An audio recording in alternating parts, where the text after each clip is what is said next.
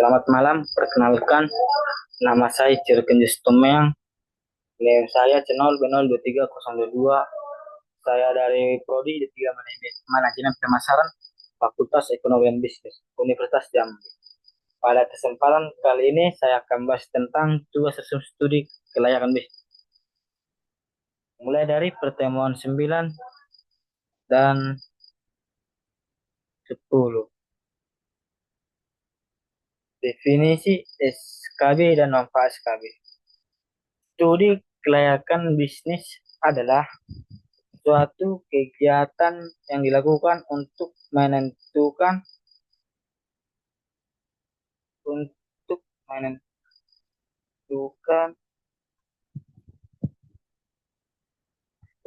menentukan apakah suatu bisnis layak dijalankan atau tidaklah, peluang, menentukan tujuan, menggambarkan bagaimana situasi bisnis dan menilai berbagai manfaat yang dihasilkan.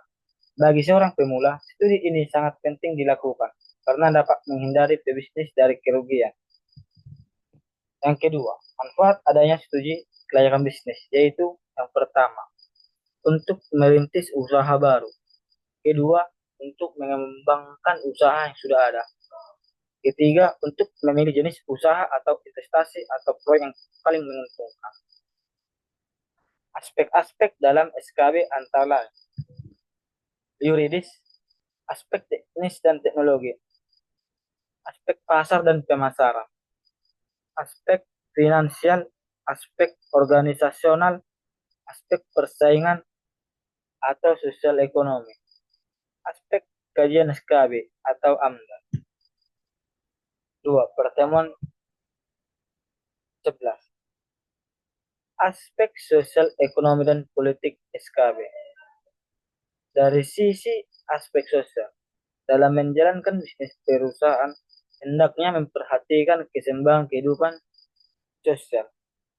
Karena perusahaan hidup bersama komponen lain dalam tatanan kehidupan yang pluralis dan kompleks, sehingga perusahaan mempunyai tanggung jawab sosial. Dari sisi aspek ekonomi, dalam kondisi makro, secara langsung maupun tidak langsung, dapat berpengaruh terhadap perkembangan perusahaan. Analisis aspek ekonomi suatu proyek bisnis tidak hanya memperhatikan manfaat dan pengorbanan yang dilakukan oleh perusahaan, tetapi semua pihak dalam perekonomian.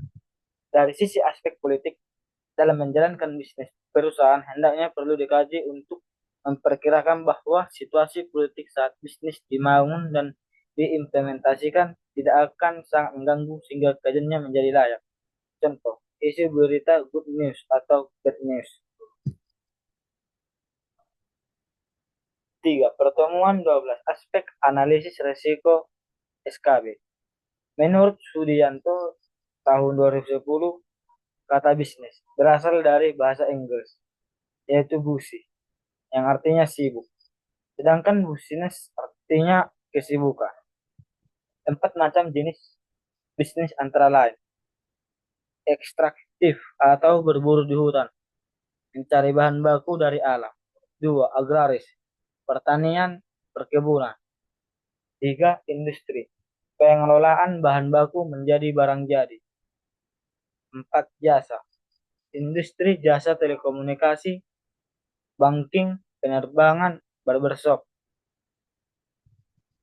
Pihak yang memerlukan studi kelayakan bisnis yaitu investor, kreditor, pihak manajemen perusahaan, pemerintahan, dan masyarakat. Konsep analisis risiko. Analisis risiko adalah suatu proses menyeluruh yang mencakup identifikasi bahaya, penilaian risiko, manajemen risiko, dan komunikasi risiko.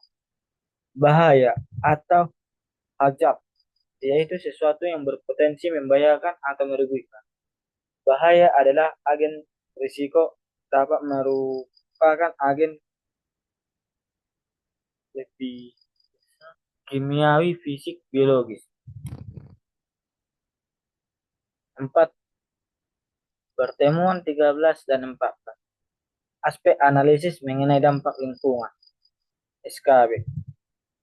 AMDAL yaitu rencana kegiatan dan aktivitas yang berasal dari proyek yang memiliki tujuan, yaitu memastikan adanya suatu masalah pada dampak lingkungan yang analisis sebagai pertimbangan keputusan tentang penyelenggaraan usaha atau kegiatan tersebut. Konsep dasar dari AMDAL sustainabilitas lingkungan dalam konteks tetap terpeliharanya keseimbangan antara lingkungan sebagai sumber daya alam dan manusia sebagai pengguna. Undang-Undang Nomor 32 Tahun 2009 Pasal 1 Angka 11. Man- Manfaat AMDAL bagi pemerintah yaitu mewujudkan suatu pemerintahan yang bertanggung jawab di dalam bidang pengelolaan lingkungan hidup bagi perusahaan, yaitu membantu mewujudkan sebuah usaha dan kegiatan menjadi lebih terjamin dan juga aman bagi masyarakat, yaitu dapat menjelaskan secara langsung kepada masyarakat sekitar tentang dampak dari sebuah usaha atau kegiatan yang telah dijalankan. Pengukuran kinerja produksi.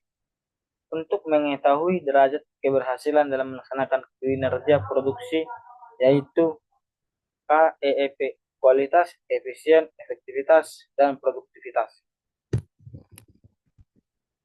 Pertemuan pertemuan 15. Business Plan. Business Plan adalah dokumen tertulis yang disiapkan oleh wirausaha yang menggambarkan semua unsur yang relevan, baik internal maupun eksternal, mengenai perusahaan untuk memulai pada waktu usaha.